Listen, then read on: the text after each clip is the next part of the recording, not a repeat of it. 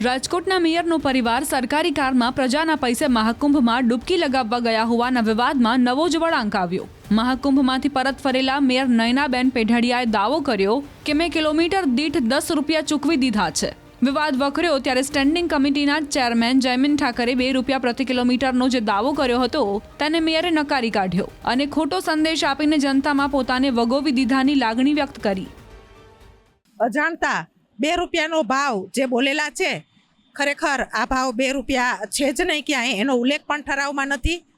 Commissioner અને એની પરવાનગી લઈ અને હું ગઈ હતી અને જે ઈંધણ છે પેટ્રોલ, ડીઝલ અને સીએનજી એ પ્રમાણે ઈંધણના ભાવ પણ મેં ભરી દીધા છે। અને આ 2 રૂપિયાની વાત છે એ લોકોની અંદર ખરાબ મેસેજ પહોંચે અને એવા મેસેજ પહોંચે કે અમે રાજકીય આ હોદ્દાનો અને ભોગવટો ભોગવી છીએ, આ એવા મેસેજ પ્રજાની અંદર જાય એના માટે આ 2 રૂપિયાનો ભાવ છે એ ખરેખર આ ભાવ છે જ નહીં। એટલે આમાં વ્યક્તિગત હું કઈ બાબતમાં પડવા માગતી નથી, કેમ કે મેં કમિશનરનો હુકમ લઈને હું ગઈ હતી, એની પરવાનગી મેં લીધી અને જે ભાવ નક્કી કરેલા હતા એ ભાવ પ્રમાણે મેં પૈસા પણ ભરી દીધા છે। કપડામાં તો એવું છે, ત્યાં કાંઈ દોરીની વ્યવસ્થા હતી નહીં, કોઈ ખીલી હતી નહીં કે જેથી કરીને અમે ત્યાં સૂકવી શકી। સ્નાન કરીને આવ્યા પછી જે આપણે શાહી સ્નાન પછીની જે ચૂંદડી હોય એ ચૂંદડી છે અમે એને સૂકવી હતી।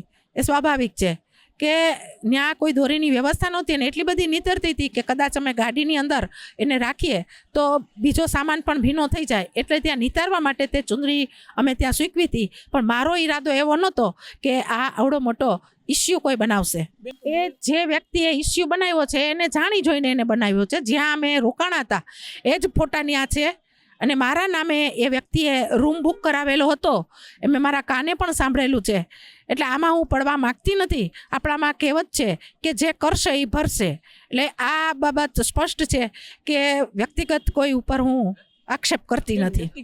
પાર્ટીની અંદરના વ્યક્તિ છે, પાર્ટીની બહારના જે પણ હોય આમાં હું નહીં પડું। 2 રૂપિયા ભાવ છે જ ને, એટલે આ મેસેજ છે પ્રજામાં ખૂબ ખોટા મેસેજ છે, કેમ કે પ્રજાને પણ બિચારાને એમ થતું હોય કે 2 રૂપિયાના ભાવ લેખે ફરવા જાય છે, પણ ખરેખર આ ભાવ 2 રૂપિયા છે નહીં અને ઠરાવની અંદર પણ 10 અને 11 રૂપિયાનો ઉલ્લેખ કરેલો છે અને જે આપણે ઈંધણ વાપરી પેટ્રોલ, ડીઝલ અને સીએનજી એ પ્રમાણેના ભાવ ભરવાના થતા હોય છે। અને હું કુંભની અંદર માનનીય વડાપ્રધાન નરેન્દ્રભાઈ મોદીએ જ્યારે સ્નાન કરેલું ત્યારે અમને પણ એક પબ્લિક તરીકે ઈચ્છા થતી હોય અને રાષ્ટ્રપતિએ પણ આમાં અમે હતા ત્યારે એ પણ આવેલા હતા, એટલે સ્વાભાવિક છે કે 144 વર્ષે કુંભ સરસ રીતે એનું આયોજન કરેલું છે સરકારે, ત્યારે અને પબ્લિકે ખૂબ સ્નાન કરેલું છે, એટલે હિન્દુ ધર્મ પ્રમાણે આ સ્નાનનું પણ ખૂબ મહત્ત્વ છે। અને હું પરવાનગી લઈ અને પૈસા ભરી અને હું કુંભ નાહવા ગઈ હતી, એમાં કોઈ મેં ખોટું કરેલું નથી। જ્યારે 10 ફેબ્રુઆરીએ વિવાદ સામે આવ્યો ત્યારે ખુદ સ્ટેન્ડિંગ કમિટીના ચેરમેને 10 વર્ષ જૂના ઠરાવનો હવાલો આપ્યો હતો। ગુજરાત બહાર જ્યારે માનનીય મેયરશ્રી પ્રવાસ કરતા હોય ત્યારે કિલોમીટર નોંધી ફરી પાછા જ્યારે ગુજરાતમાં આવે ત્યારે ગુજરાતમાં પાછા એ કિલોમીટર લખવામાં આવે છે અને જે તફાવત થાય છે સ્ટેન્ડિંગ કમિટીનો આજથી 10 વર્ષ પહેલાનો એક ઠરાવ છે કે 2 રૂપિયા પ્રતિ કિલોમીટર માનનીય મેયરશ્રી હોય કે કોઈ પણ પદાધિકારી હોય એને ચૂકવવાના પોતાના અંગત ખિસ્સામાંથી ચૂકવવાના પડતા હોય છે ને માનનીય મેયરશ્રીએ ચૂકવી દેશે। સવાલ એ ઉઠી રહ્યો છે કે મહાકુંભમાં ગયેલા મેયરની રેકી કોણે કરી? ગાડી પર કપડાં સૂકવ્યા હોવાના ફોટો પણ વાયરલ કરાયા હતા। મેયરે દાવો કર્યો છે કે એ વ્યક્તિએ મારા નામે જ હોટેલમાં રૂમ બુક કરાવ્યો હતો। એવામાં સવાલ એ છે કે મેયર નામ જાણતા હોવા છતાં કેમ મૌન છે? શું મેયર પર કોઈનું દબાણ છે? જો કે ભાજપની અંદરોઅંદરની આ લડાઈના કારણે કોંગ્રેસને જોરદાર મોકો મળી ગયો છે। આ ભાજપના પાપ છાપરે સડીને પોકારે છે, એના પાપ બહાર આવી રહ્યા છે। અંદરો અંદરનો જે એમનો વિખવાદ છે, ક્યાંક ભ્રષ્ટાચાર થઈ રહ્યો છે અને એમાં ભાગ બટાઈમાં વાંધો પડે છે અને ભાગ બટાઈનો જે વાંધો રહ્યો એ અત્યારે હાલ બજારમાં આવી ગયો છે।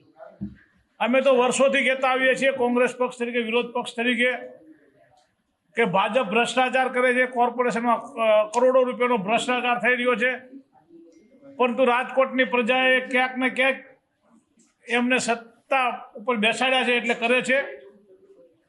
અમારો સીધો સવાલ એ છે કે રાજકોટના મેયર એક મહિલા હોય અને મહિલા જ્યારે પોતાની આપવીતી આજે દરેક મીડિયા સમક્ષ રજૂ કરી ત્યારે દુઃખની લાગણી અનુભવું છું। ખુલ્લીને નામ આપી દો, આપણને કોની બીક છે? આપ એમ કહો છો કે હું પ્રદેશમાં ઉપર હાઈકમાન્ડમાં રજૂઆત કરીશ.